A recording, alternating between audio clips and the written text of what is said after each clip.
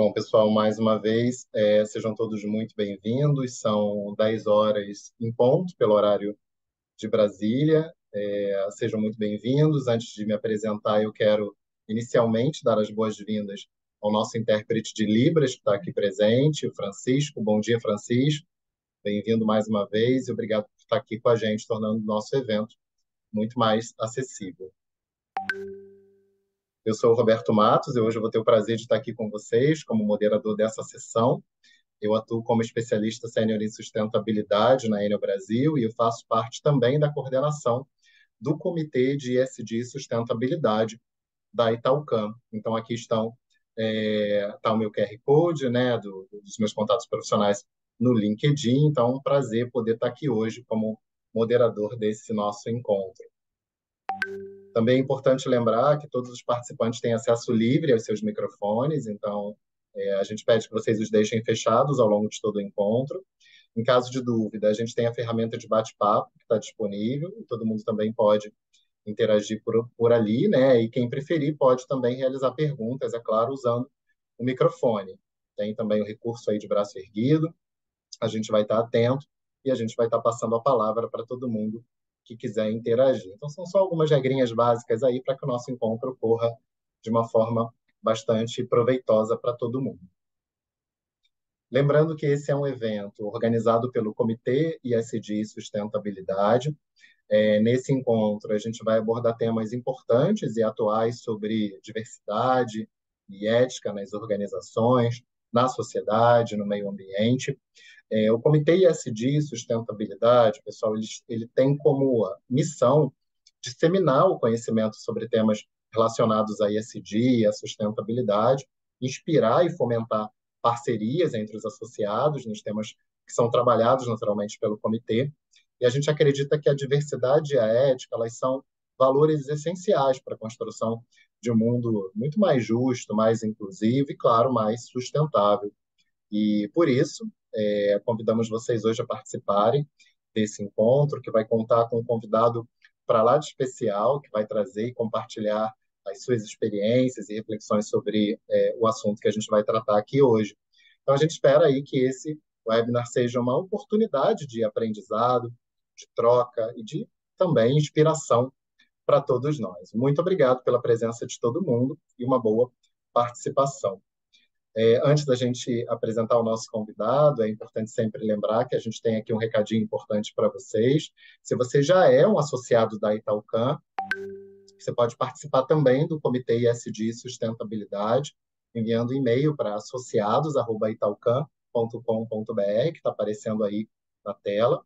E aí você escreve um e-mail para a gente, sinaliza o seu interesse em fazer parte do Comitê ISD Sustentabilidade. E caso você ainda não seja associado à Italcam, tanto como empresa ou como pessoa física, aproveite também e associe-se. Então, o e-mail é o mesmo, manda um e-mail para associados@italcam.com.br que a gente vai responder com todas as informações. Tá? Mandando esse e-mail, a gente responde e aí você fica por dentro de tudo que é necessário, as regrinhas de participação e etc., para você fazer parte do nosso grupo. A nossa equipe vai ter o enorme prazer em responder aí com os detalhes, como eu comentei. Bom, a gente espera pelo contato de todo mundo que está interessado em fazer parte. Agora eu quero fazer uma provocação antes da gente apresentar aqui o nosso convidado. Vocês já se perguntaram, pessoal, como é que a diversidade e a inclusão elas podem impactar positivamente o seu negócio? Gostaria de aprender como promover uma cultura de respeito, de valorização e colaboração entre as pessoas e a sua empresa? Se você quer saber os desafios da ética corporativa na era da globalização e da transformação digital, esse encontro é para você, porque a gente vai discutir como que a diversidade e a inclusão são essenciais para o sucesso empresarial, trazem naturalmente benefícios como a atração e a retenção de talentos, o próprio aumento da produtividade, lucratividade, inovação, melhoria na tomada de decisões, ética corporativa, imagem pública, sem dúvida. Então, tem muitos impactos positivos que a adoção dessa temática pode nos ajudar e ajudar você e sua empresa. Você também vai aprender como que as empresas podem promover um ambiente de trabalho muito mais diverso e inclusivo, respeitando, claro, as diferenças e valorizando as potencialidades de cada indivíduo.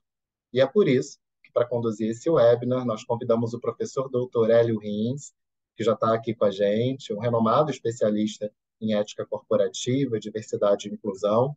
Dr. Hélio é professor e pesquisador da Universidade de São Paulo, onde coordena os núcleos de estudo em ética e responsabilidade social.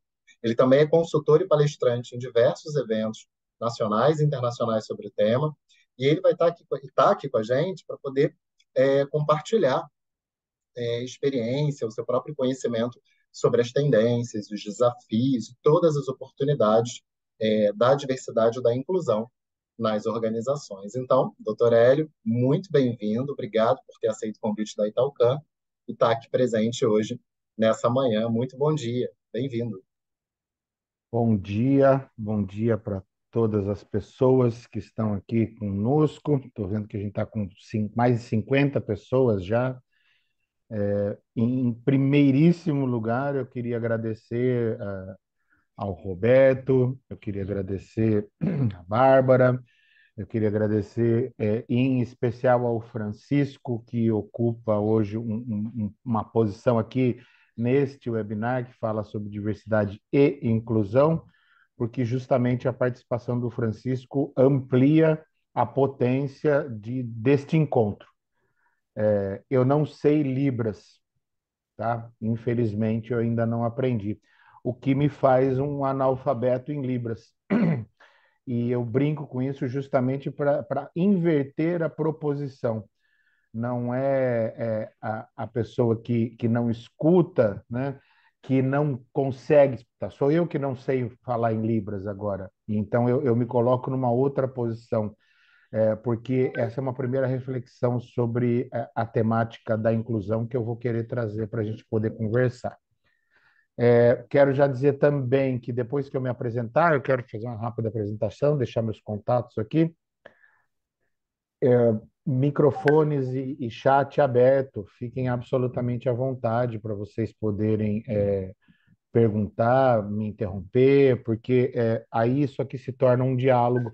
E para a diversidade e a inclusão, o diálogo, como eu vou abordar também, ele é fundamental.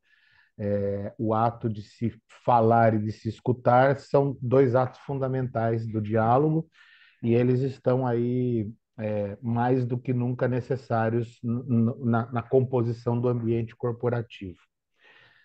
Eu vou só, eu acho que eu consigo, eu vou compartilhar uma tela aqui, vamos ver se eu consigo. Está aqui. Só para me apresentar para vocês, e depois a gente já se livra do PowerPoint. Esse aqui é um brevíssimo currículo meu. Eu sou consultor em ética corporativa, trabalho com diversidade, inclusão, equidade e pertencimento, atuo na clínica psicanalítica e sou educador. Fora isso, né, filósofo não é uma profissão, né, exatamente, mas sou escritor também e pesquisador da área transdisciplinar, que corta todas as disciplinas.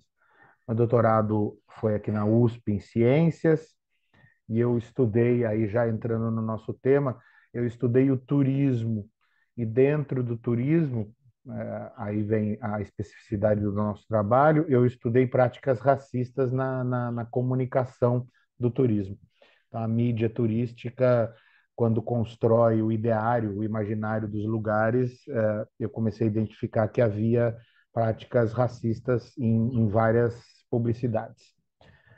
Meu pós-doutorado em Economia, Administração e Sociologia, que abre o campo aí para o trabalho no corporativo, e agora estou encerrando, fechando aqui fresquinho o pós-doutorado em Educação Antimachista e Antirracista. Sou autor do livro Desnaturalização do Machismo Estrutural na Sociedade Brasileira. Estou terminando também uma pós-graduação em Psicopatologia, Psicanálise Clínica Contemporânea. Coordeno o Observatório do Machismo, que é a iniciativa aí desses projetos educativos, e tenho alguns livros publicados aí sobre machismo, consumismo, pedagogia, turismo e sociologia. Agora eu fiquei um pouco embaraçado aqui, com vergonha. O Roberto me chega com o QR Code aqui e eu venho ainda com os meus links velhinhos. Mas se vocês quiserem ter contato comigo, vocês podem entrar em contato pelo Instagram. Tem 2 perfis. O LinkedIn é só procurar o meu nome, Hélio Hintz. Eu tenho um canal no YouTube que tem os registros dos trabalhos lá, o meu site e o meu celular, WhatsApp. Então, eu abro todos os canais aí de comunicação para a gente poder trocar depois que aqui acabar, tá? Fiquem absolutamente à vontade. Como eu disse, e eu vou retomar isso várias vezes, o diálogo é peça-chave para esse trabalho e é necessário que nós possamos dialogar sobre todas as coisas. Ah, eu brinquei com a questão do, do,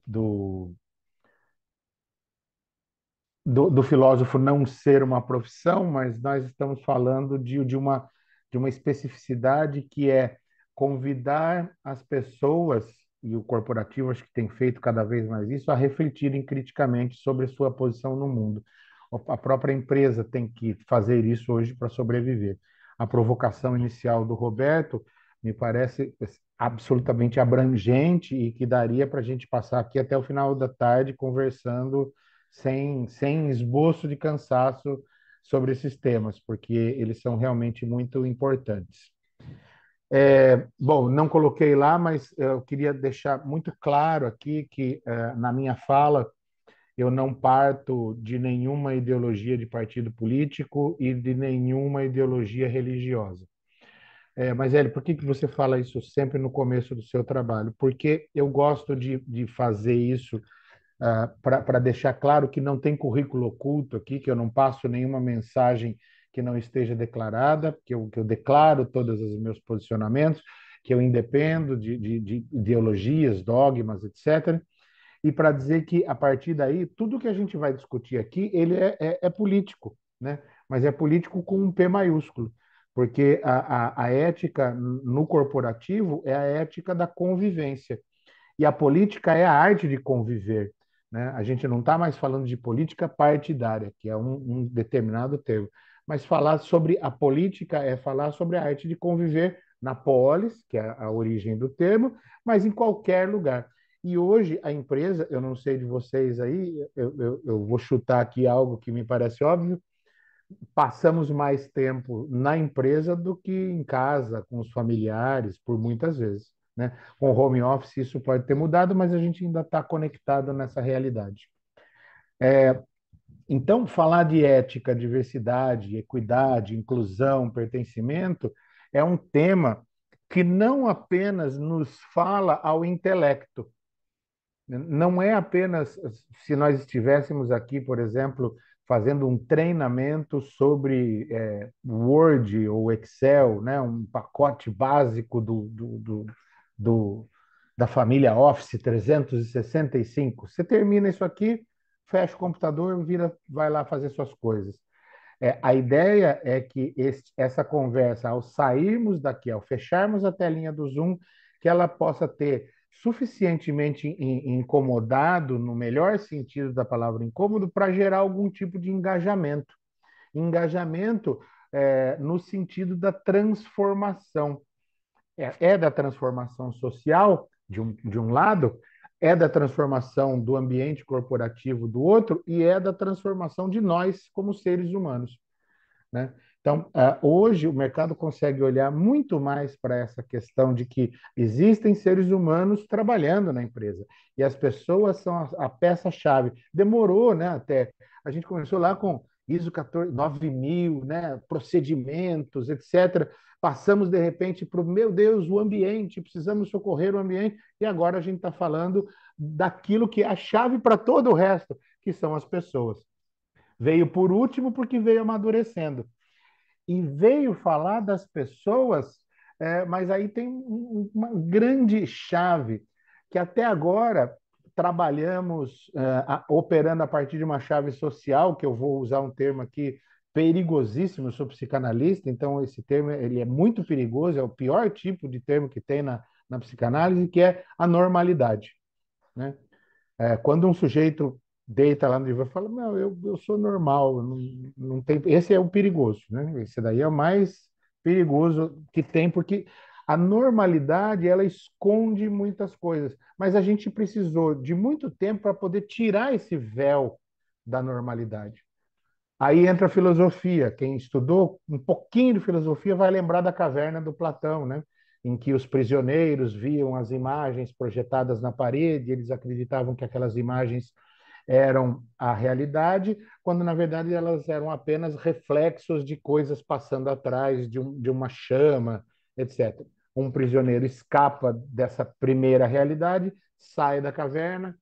Primeira coisa que acontece com ele é a vista dele é ofuscada, ele fica cego, ele não enxerga por causa do sol, e depois ele vai tomando é, noção de que há coisas lá fora, há um mundo, há uma verdade que ele não via. A normalidade é isso. Vivemos, acordamos, desligamos o celular, levantamos, escovamos o dente, tomamos um cafezinho rápido, abrimos o portão eletrônico de nossas casas, damos bom dia para o porteiro do condomínio e vamos para o trabalho. É simplesmente normal, comum, banal. Mas esse trabalho ele tem a característica de fazermos levantar o véu da normalidade para podermos ver que, quando eu estou falando, eu ainda estou falando aquela história de pessoas, quando eu estou falando de pessoas, nós até hoje trabalhamos numa chave, e isso está mudando na contemporaneidade, que haviam pessoas normais e haviam pessoas anormais. Homossexuais eram anormais, né? É, pessoas com a pele que não branca, e eu vou explicar isso, esse tema aqui no Brasil, porque no Brasil não se trata de brancos e negros apenas, né? Se trata de todo um matiz de diferentes níveis de tom de pele que vai construir, o que a gente chama de colorismo, que vai construir diferentes leituras e posições da presencialidade mesmo daquele corpo. Então, no Brasil, embora haja ainda muita luta para justificar que isso não exista, o Brasil é um país constitutivamente racista. Nós precisamos lutar contra isso. Só que o Brasil não é racista lá fora, né? O racismo que é estrutural e estruturante está em nós. Quando eu começo a dar conta disso e perceber que isso está em mim, o sexismo, o machismo está em nós. Por isso que eu vou o tempo inteiro do pessoal para o corporativo, para o social, porque é uma grande engrenagem que vai mexer tudo, né? Hoje, a empresa ela não está fora do campo do social. Ela é uma das engrenagens que constitui o campo do social. Então, a sociedade, a economia constituem a empresa e essa empresa constitui, né, há uma função social da empresa. Nenhuma empresa mais pode escapar desse posicionamento. E pessoas, como eu havia dito, são o centro disso. Mas havia pessoas que tinham visibilidade e havia pessoas que não tinham invisibilidade. Veja, qual é a curiosidade deste movimento, que eu acho que é um movimento necessário, mas que eu torço que ele um dia acabe, né? Eu torço para que a necessidade de inclusão venha a acabar, porque eu preciso incluir. Bom, se eu preciso incluir é porque tem alguém fora. Fora da onde? Da nossa turma. Se tem alguém assistindo aqui, muito provavelmente, por exemplo, inclusão digital, todos nós estamos incluídos. Estamos aqui com o Zoom funcionando, com o nosso Wi-Fi, e a coisa está acontecendo. Nós não percebemos que nós estamos dentro de um lugar que tem gente que está para fora. E aí o nosso tom de pele, a nossa sexualidade, a nossa posição religiosa hegemônica, a nossa idade, né, vai nos posicionando. Pô, Incluir, diga. um ponto interessante que me ocorre aqui, diversidade e inclusão, tem alguma diferença ou é a mesma coisa? Uhum. O que é a diversidade, né, que a gente fala? Pelo menos no meu entendimento, tá? Eu não sou um cara de manual. Eu procuro construir essa leitura. A diversidade, ela é um acidente de uma outra característica humana, que é a singularidade. Cada um de nós é singular. Portanto, todos nós somos diversos. A diversidade surge como uma propriedade emergente da singularidade. Se você me perguntasse, Hélio, qual é a característica que une todos os seres humanos? Eu diria a diferença. O que que une a diferença? Todos somos diferentes. Então aí vem uma luta que é a luta por eu poder garantir, para eu garantir a minha singularidade, eu preciso lutar para que o Roberto possa exercer a singularidade dele, o Francisco possa exercer a singularidade dele, é, a Ana Clara, a Graziele, a Ana Barbosa, o Carlos, né? Todo mundo que está aqui pendurado aqui no chat que eu estou dando uma olhadinha. Cada um de nós é único. Só que há uma hegemonia, né, na normalidade. Essa hegemonia é branca, cis heteronormativa, cristã, né? Ela tem uma idade, né? Porque a gente não fala que é melhor idade, né? A gente está se referindo com um eufemismo a quem é velho, né? Ah, então a gente vai bater lá no problema do etarismo. Entender a diversidade é normalizar essa singularidade e o pleno exercício da singularidade. Hoje não, até hoje não foi assim. Normalizou-se a branquitude, a heterossexualidade, a cisnormatividade, que é uma coisa que eu acho. Quer falar? Você Não, ligou? não, eu estou entendendo. É sobre criar um espaço onde as diferenças são celebradas e utilizadas como força, né? Isso. E aí vem justamente a definição de inclusão. Eu preciso trazer para que ampliar esse conceito de normalidade, incluindo. É normal ser assim, é normal. Eu brinco com um cliente que eu tenho que toda vez ele dá o mesmo exemplo. Não, mas o cara lá tem cabelo azul. E aí a minha diretoria fala, mas como é que ele vai atender o cliente com cabelo azul? Bom, então, ele tem cabelo azul. Cabelo azul não é normal. Não, não é normal. Não é normal se a gente normaliza que não é normal. Se eu tenho uma, por exemplo, as lojas de livro, né, as livrarias, as mais descoladas, os atendentes são tatuados, têm cabelo azul e beleza. Os bares, etc., os lugares mais abertos normalizaram isso. Você olha, um cara tem tatuagem, tem alargador na orelha, tem cabelo, e ele não é menos competente porque o tom da pele dele é esse ou aquele, o desejo sexual dele é esse ou aquele. O movimento de inclusão é trazer para dentro, para dentro, na minha utopia positiva, né? Um para dentro tão grande que chega uma hora que se perca. É normal. Ah, é, é, primeiro, lá no começo do meu trabalho, eu fui a uma associação comercial e aí o presidente veio me receber. Puxa vida, esse tema é tão interessante, é muito importante e é isso mesmo. A gente tem que conscientizar as pessoas que temos que respeitar. Aí, isso vocês já devem ter visto. Ele projeta o corpo mais perto do meu, abaixa o tom de voz e diz: Eu tenho até uma funcionária que é, né, XYZ. Aí ele comenta justamente do diferente dele, né? Aquilo que é incompreensível. E eu disse que pega no estômago, porque isso é uma questão cultural tão subjetivada em nós que vai doer. Então, há um trabalho a ser feito, não só corporativo, porque corporativo é a cultura.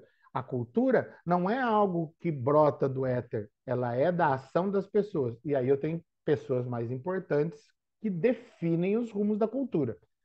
Portanto, a gente sempre fala, agora um dado mais técnico, vamos começar um programa de diversidade e inclusão, tem que ter o abraço da alta gestão. Se a alta gestão não fala, não, olha, vamos fazer uma maquiagem aqui, um negócio bacana só para aparecer na revista, não vai ter diversidade e inclusão de verdade.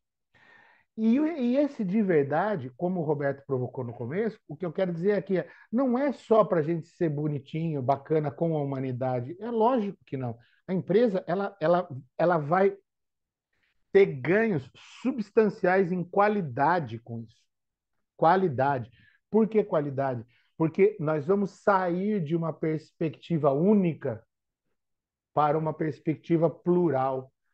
Então, várias pessoas podendo olhar para a realidade da empresa de pontos de vista que nós não enxergamos.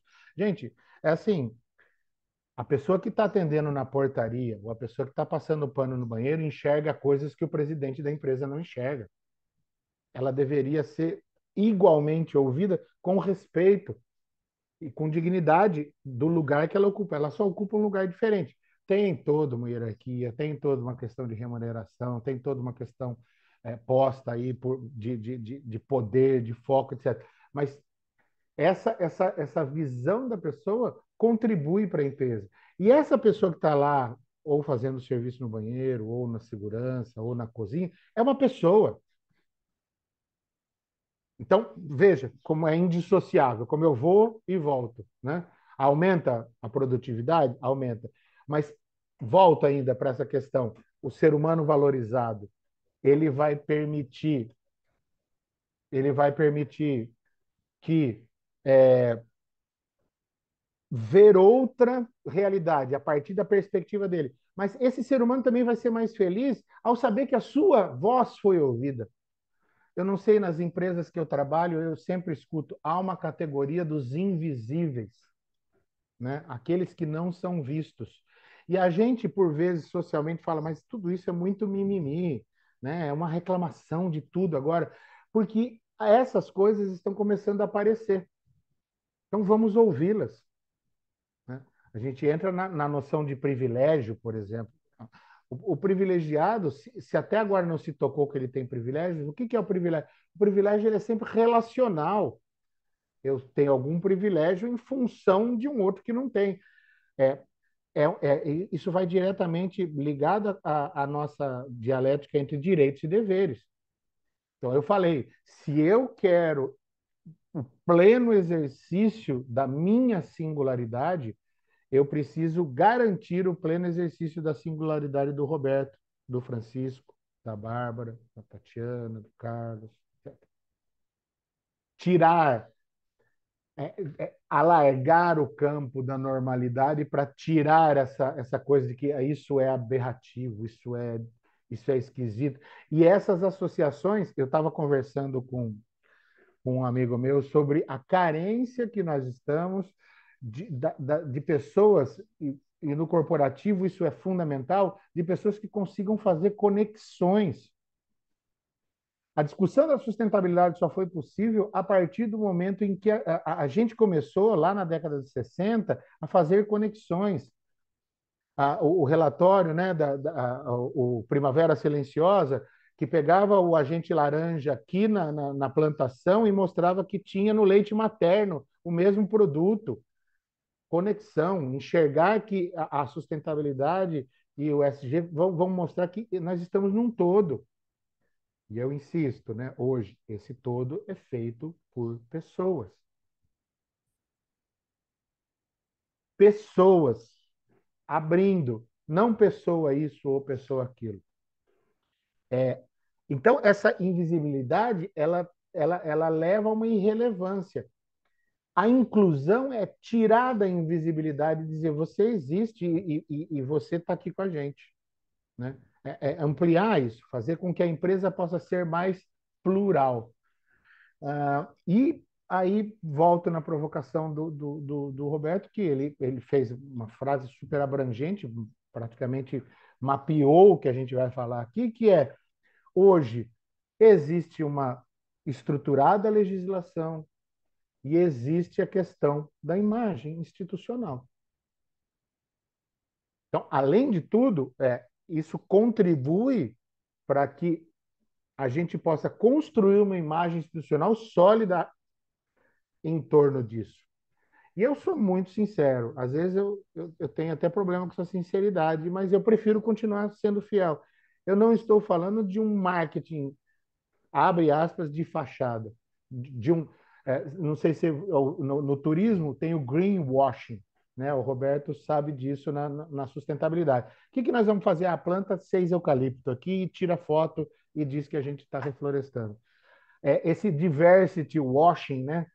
Vamos botar aqui também pessoas para figurar.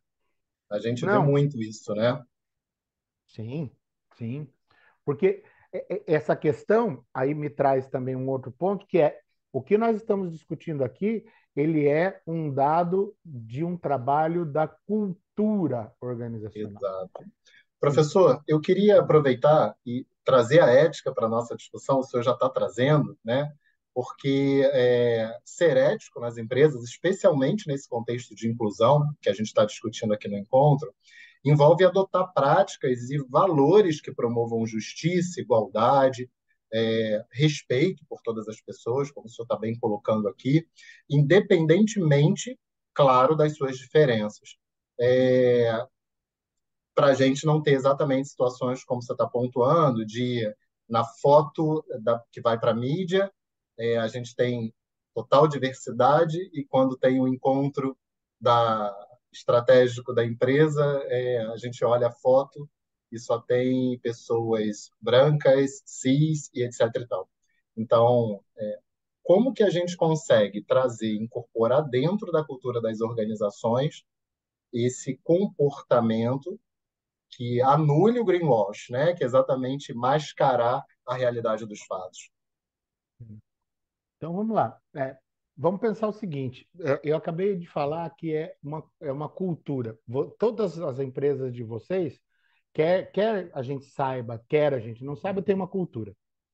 Ao não ter uma cultura formalizada, essa é a cultura, né? Isso é um ponto importante.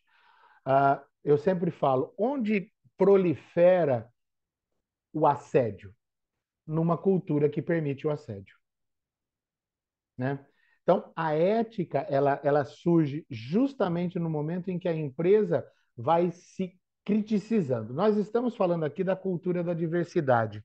Então, é uma cultura que vai precisar dar o start dela, de qualquer ponto que a empresa esteja, porque tem empresa, a Enel já está, né, anos-luz na frente aí com os trabalhos dela e muito especialmente, não estou rasgando seda, mas eu conheço o trabalho comprometido do Roberto. Ele está lá, fazendo, dedicando a vida a isso. A transformação dessa cultura para uma cultura que se abra, é necessário um engajamento da alta diretoria, só que não só, né? Há a necessária, eu brinco que esse engajamento da alta diretoria, pensando no organograma, esse código vai cair igual o Matrix, assim, passando por todos os níveis.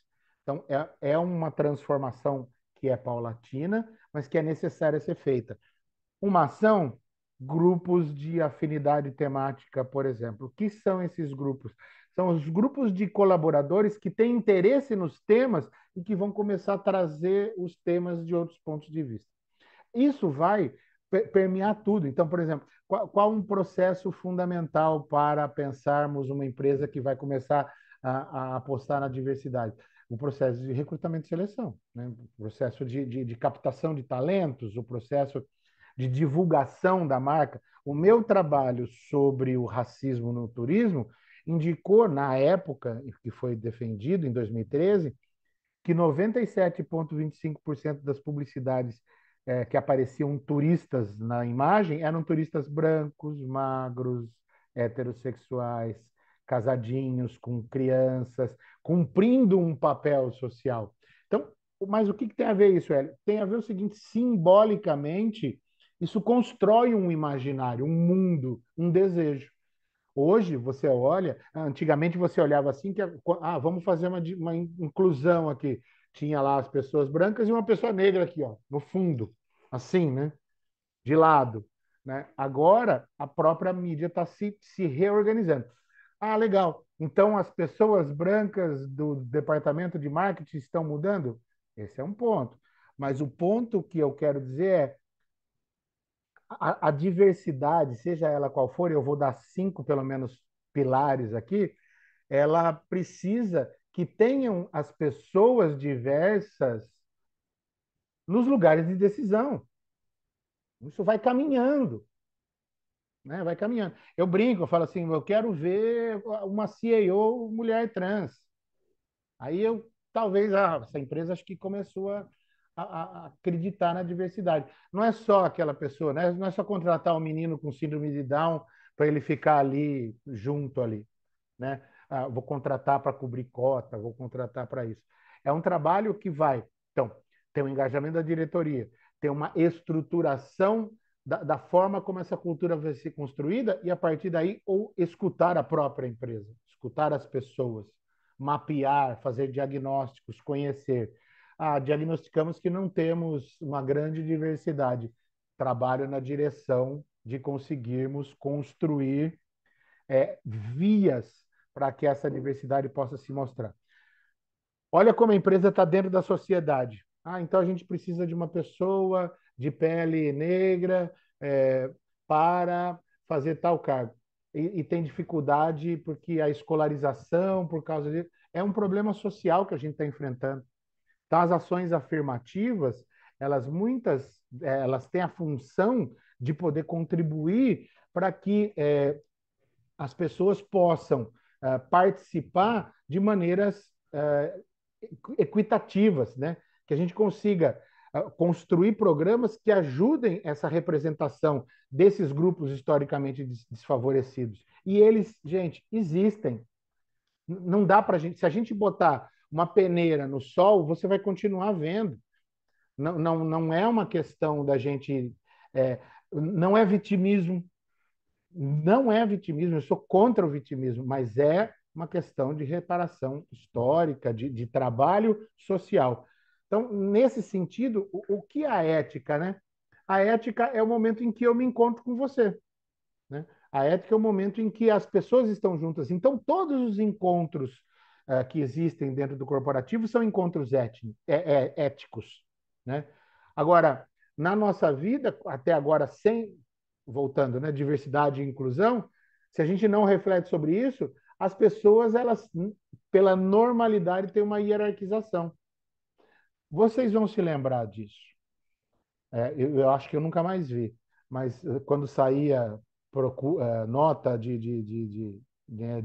hoje é LinkedIn, hoje tem um processo bem diferente, mas muito antigamente tinha lá anúncio de emprego, boa aparência.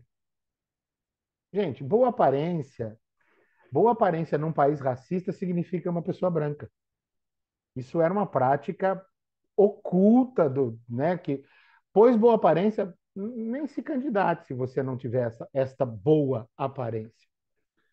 Então, assim, uma outra questão que acho que é posta para vocês aqui. Só um minutinho.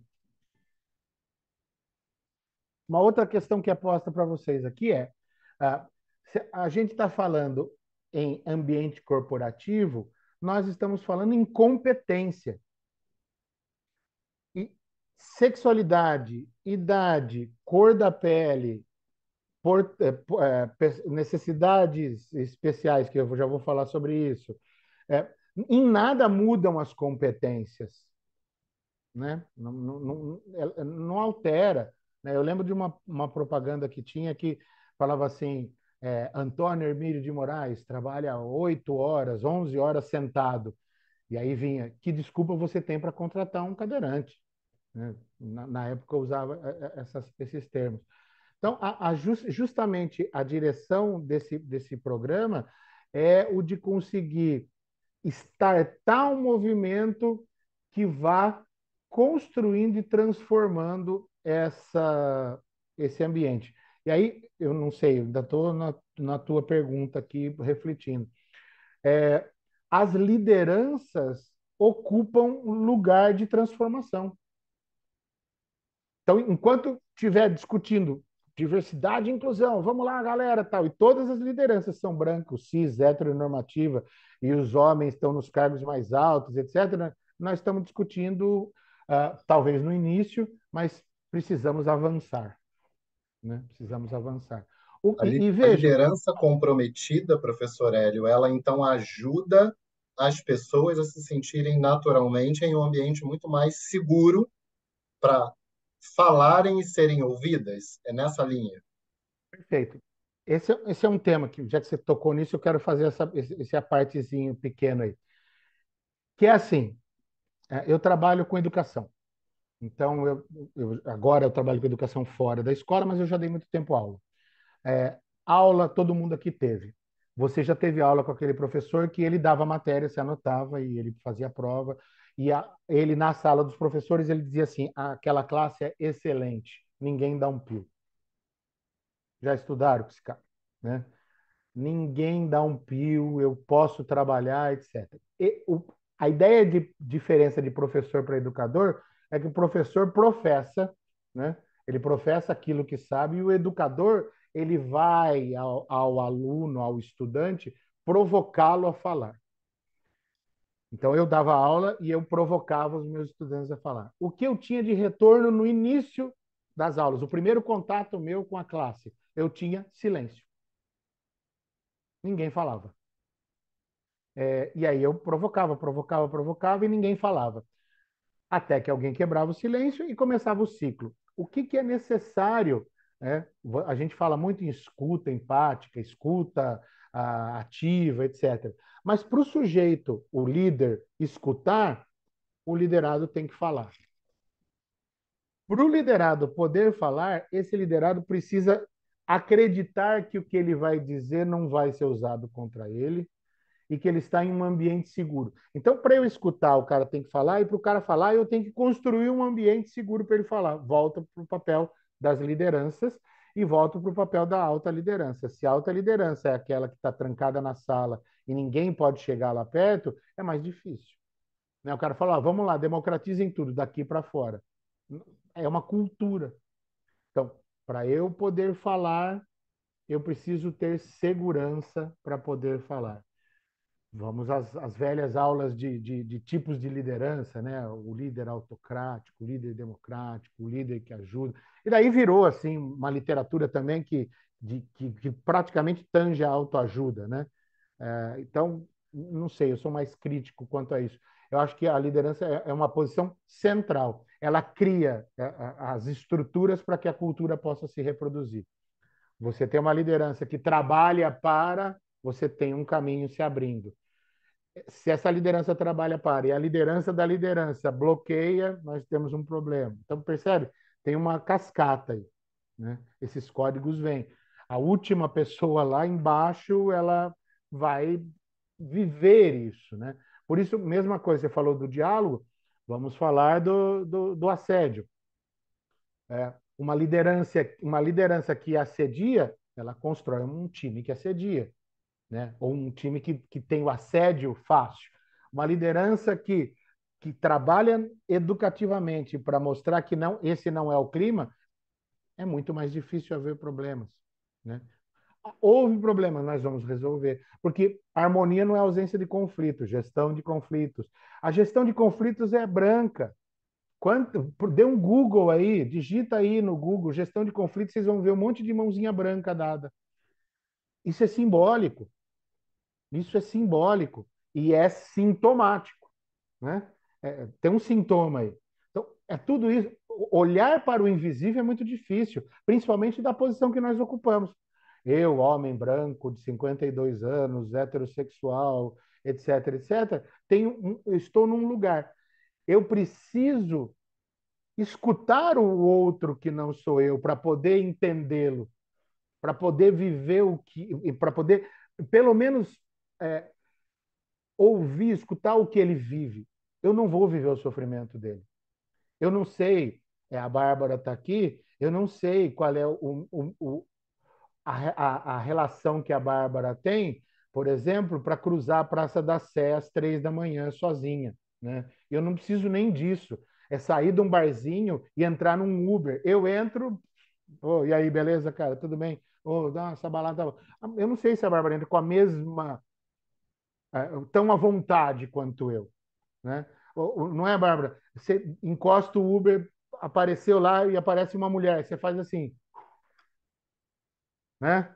Então, Eu não sei o que é um outro tom de pele tentar entrar no banco e o banco não abrir a portinha. Eu não sei o que é a violência policial para o suspeito padrão. Tá? Voltei lá para a sociedade, né? Mas eu tô aqui de novo. Eu não, mas eu sei que no barzinho que eu vou, eu estou sentado, a maioria das mesas é branca e quem está servindo tem o tom de pele mais escuro, quem está limpando o chão tem o tom de pele mais escuro, quem está na segurança na porta tem o tom de pele mais escuro. É esse mundo? Não. A gente tem que incluir. Quando a gente usa a expressão temos que perder, temos que destruir essa estrutura de privilégio, não é eu vou perder o meu barzinho, é que eu quero que todo mundo sente comigo, né? Não na mesma mesa, mas nas mesas ao lado, em segurança, que uma mulher sozinha possa sentar no refeitório e não ser assediada, num bar não ser assediada, beber e poder voltar para casa em segurança, porque olha como a heteronormatividade vai construindo normalidades. A mulher bebe, sofre uma violência, vão se dizer: ah, ela bebeu, a culpa é dela. O homem bebe, faz uma violência, porra, coitado, estava bêbado, né? Não sabia É o a que estava cultura de fazendo. Vamos... culpar determinadas vítimas, né? Exato, exato. E no corporativo, não sai, não foge disso, porque está dentro do social. Né? Vocês entendem? Não tem um jaleco que a gente pendura na porta da firma e entra para trabalhar. É a vida. Esses temas sociais atravessam a nossa vida. Então, eles precisam ser escutados, eles precisam ser assimilados pela empresa, para que a empresa possa construir esse ambiente inclusivo. E não inclusivo hierarquizado. Gente, a hierarquização está aí. E quem está acima tem dificuldade de ver. Se é normal para mim andar na Praça da Sé e ter medo no máximo de ser assaltado, para a Bárbara é diferente. Eu preciso escutar a Bárbara para poder saber do drama da Bárbara e não virar e falar: isso é mimimi, porque eu passo lá e não acontece nada. Percebe? É, Então, fala.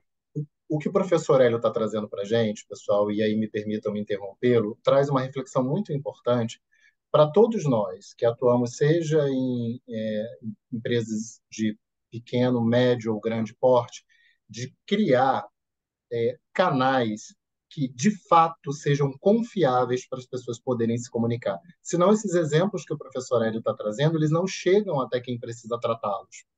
Então, se você atua numa empresa de médio, de pequeno, de grande porte, que sejam construídos canais genuínos, isentos de escuta e principalmente que haja uma proteção para as pessoas que falam. Porque se uma pessoa relata um episódio e ela sofre qualquer tipo de consequência, você imediatamente tem um canal que de fato não funciona.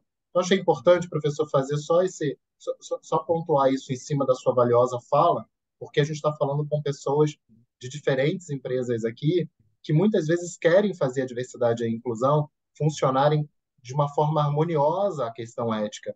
E muitas vezes ouvir é uma barreira. Sim. Então, voltemos, né? A gente foi passear lá fora e volta. Dentro dessa ideia da cultura organizacional, os grandes documentos, eu vou pegar um exemplo porque a gente não tem mais muito tempo. Código de ética.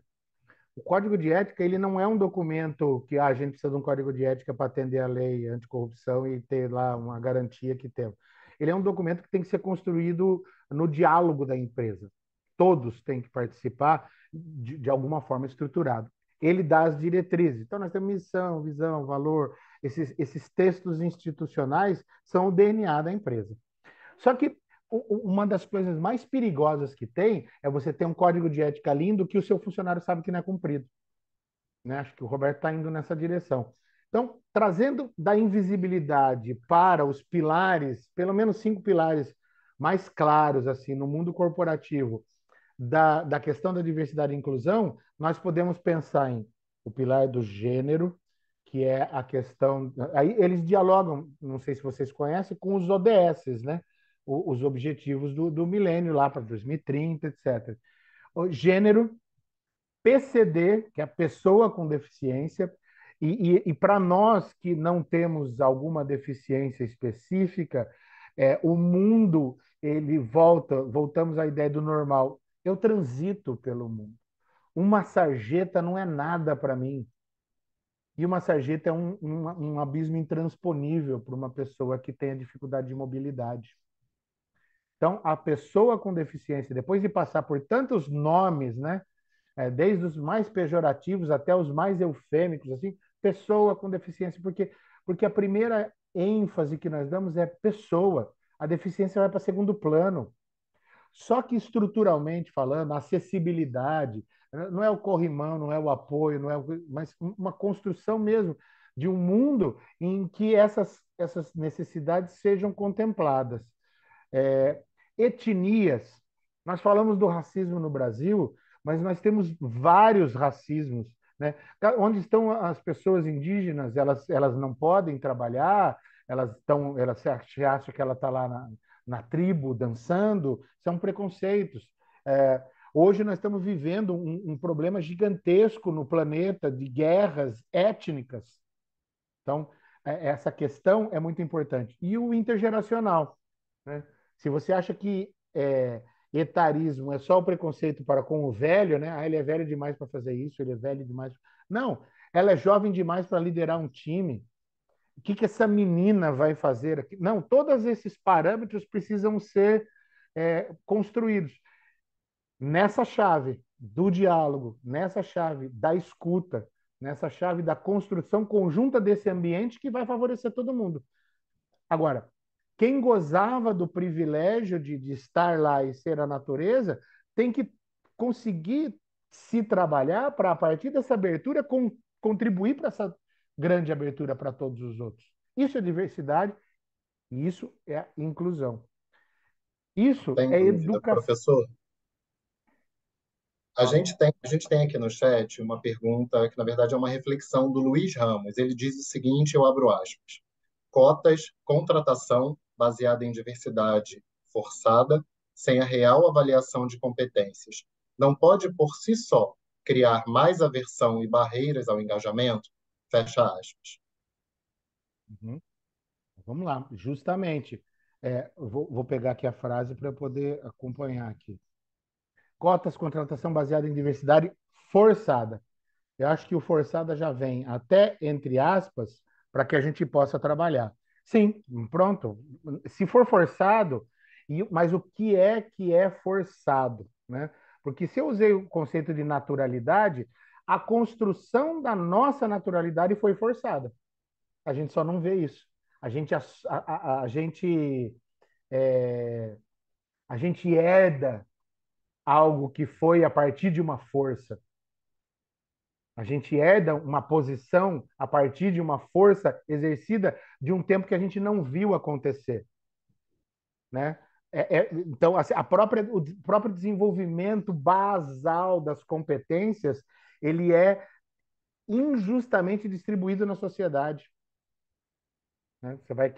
Nós vamos ter os sujeitos socialmente, historicamente prejudicados, tendo mais dificuldades para produzir suas competências. Então, um ambiente inclusivo é um ambiente acolhedor, que pode, por exemplo, ter um programa de educação corporativa que contribua com essas pessoas, mas não forçado. Acho que forçado vai bem na direção daquilo que a gente falou desse marketing de fachada. O pessoal do marketing, por favor, entendam que eu estou falando o de fachada, o forçado, para construir um cenário, né? Mas sim, se a empresa está num ambiente que há injustiça, por isso que a gente fala, até muito interessante a tua fala, Luiz, porque a gente está num ambiente que é construído hum, de maneira injusta. Isso, para mim, é ponto passivo. Não, não é preguiça de uma galera que não quis fazer nada do século XVI para cá, né? É um ambiente social que foi construído de uma maneira forçadamente, né, com grilhões e mal distribuído. Beleza. O ambiente inclusivo, ele vai ter que trabalhar justamente a construção desse espaço para que haja essa troca e para que haja esse crescimento mútuo, esse crescimento conjunto. Por isso é que a gente usa a expressão diversidade, equidade e inclusão. Então, a gente estava falando de diversidade e inclusão, mas tem a equidade. Equidade é o quê? É conseguir esse equilíbrio. Não sei se vocês já viram é, a, um memezinho assim, que é um muro, e aí tem uma criança mais alta, uma mais baixa, tal, e cada um deles tem um banquinho diferente para poder ver o muro. Então, se eu não preciso de um banco tão alto, eu consigo colocar minha cabeça para fora. O outro precisa de um banco super alto, né? Então, essa distribuição. Luiz, isso que você colocou é fundamental, porque traz um desafio de coisas que nós não vimos ainda. Trazer para essa reflexão justamente o forçado, como, por exemplo, colocar uma pessoa. Eu tenho um cliente que nós estamos discutindo exatamente isso. A líder do RH, ela é muito consciente. Ela fala assim: Hélio, eu não posso trazer, por enquanto, uma pessoa X, Y, Z, enquanto eu não tiver estrutura para recebê-lo bem, né? Para trabalhar com essa pessoa bem, para acolhê-lo. Então, a cultura da diversidade, da inclusão, precisa ser uma cultura acolhedora. Porque senão, sim, né? A gente tem justamente esse problema que é desses elementos que vão contra a ideia de, por exemplo, as políticas afirmativas, né? A ideia de discriminação reversa, a ideia de que isso fere a meritocracia, a ideia de que pode até haver estigmatização desses grupos. Tudo isso precisa ser trabalhado e discutido. E as pessoas precisam ser escutadas. Então, faz sentido. Eu tenho mais um teminha, só que eu queria passar em um minuto aqui, que é ética, diversidade, equidade, inclusão e saúde mental no ambiente corporativo. Eles dialogam e eles são necessários. Então, para pensar a conexão entre diversidade, inclusão e saúde mental, a gente tem que pensar de novo na cultura organizacional como criação de ambientes seguros, que foi o que o Roberto falou, né? Eu tenho um cliente que tem um problemão, ele fez todo o código de ética e criou um canal de denúncias. O que aconteceu? Uma chuva de denúncias.